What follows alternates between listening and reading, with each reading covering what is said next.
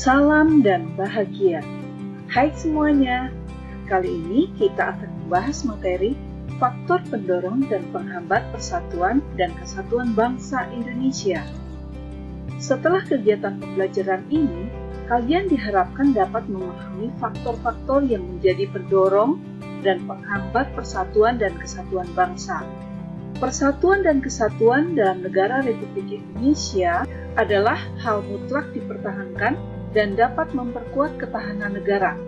Persatuan dan kesatuan bangsa merupakan suatu hal yang sangat penting bagi perjalanan dan masa depan bangsa Indonesia. Ada faktor-faktor yang dapat memperkuat persatuan dan kesatuan dalam negara Indonesia, tetapi dalam perjalanan terdapat faktor-faktor yang berpotensi menjadi penghambat persatuan dan kesatuan bangsa Indonesia. Berikut ini kita akan membahas faktor-faktor yang dapat mendorong dan yang bisa menjadi penghambat persatuan dan kesatuan bangsa Indonesia.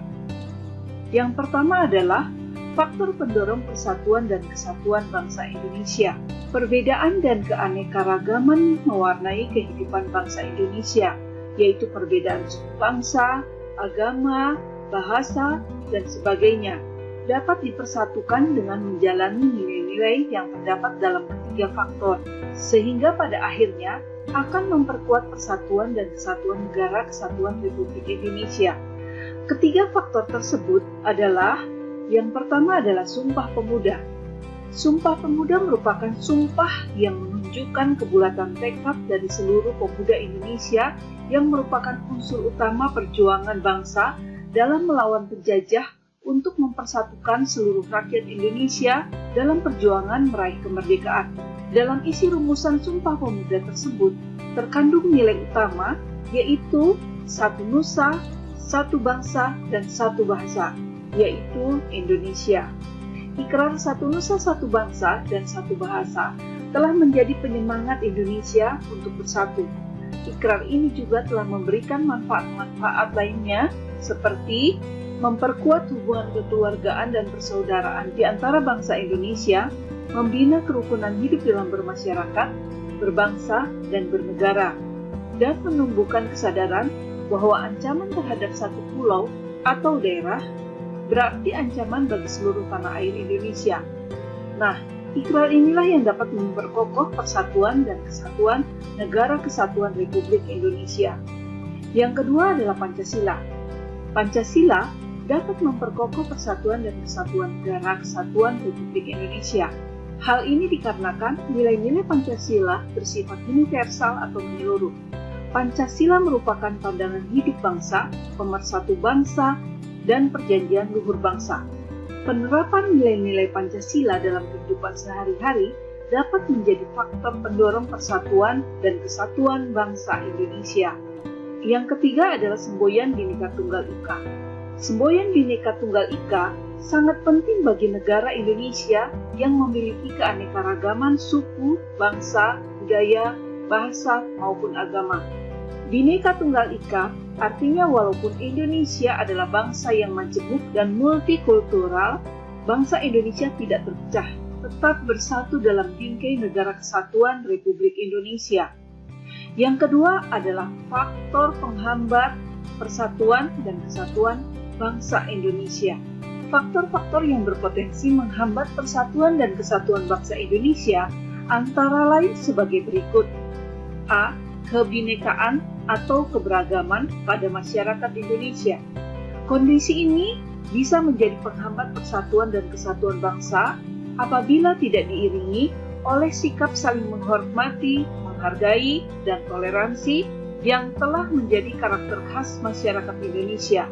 Hal tersebut dapat mengakibatkan munculnya perbedaan pendapat yang lepas kendali. Tumbuhnya perasaan kedaerahan yang berlebihan bisa memicu terjadinya konflik antar daerah atau antar suku bangsa. B. Geografis. Letak Indonesia yang terdiri dari pulau-pulau dan kepulauan memiliki karakteristik yang berbeda-beda. Daerah yang berpotensi untuk memisahkan diri adalah daerah yang paling jauh dari ibu kota, atau daerah yang besar pengaruhnya dari negara tetangga, atau daerah perbatasan, daerah yang mempunyai pengaruh global yang besar, seperti daerah wisata atau daerah yang memiliki kekayaan alam yang berlimpah. Kondisi ini akan semakin memperlemah persatuan dan kesatuan bangsa apabila ketimpangan dan ketidakmerataan pembangunan dan hasil-hasil pembangunan masih belum bisa diatasi. C. Munculnya gejala etnosentrisme. Etnosentrisme merupakan sikap menonjolkan kelebihan-kelebihan budayanya dan menganggap rendah budaya suku bangsa lain. Hal tersebut apabila tidak diatasi, tentu saja akan memperlemah persatuan dan kesatuan bangsa. D. Melemahnya nilai budaya bangsa. Lemahnya nilai budaya bangsa akibat kuatnya pengaruh budaya asing yang tidak sesuai dengan kepribadian bangsa, baik melewati kontak langsung maupun kontak tidak langsung.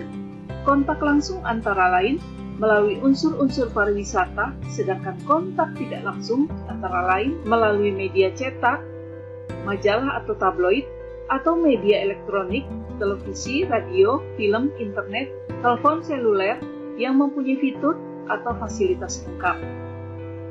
Berdasarkan uraian materi di atas, dapat disimpulkan beberapa hal sebagai berikut.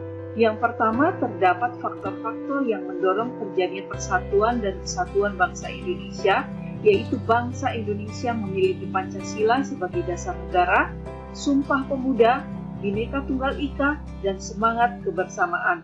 Yang kedua adalah faktor-faktor penghambat persatuan dan kesatuan bangsa Indonesia, antara lain keberagaman masyarakat Indonesia.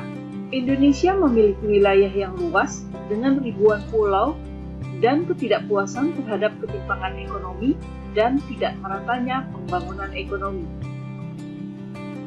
Sampai di sini pembahasan materi faktor pendorong dan penghambat persatuan dan kesatuan bangsa Indonesia. Selanjutnya, kerjakan tugas-tugas berikut ini.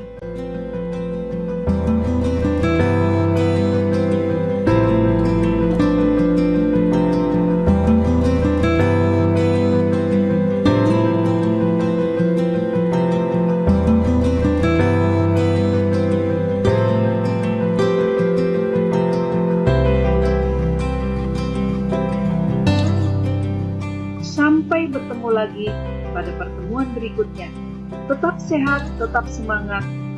God bless you.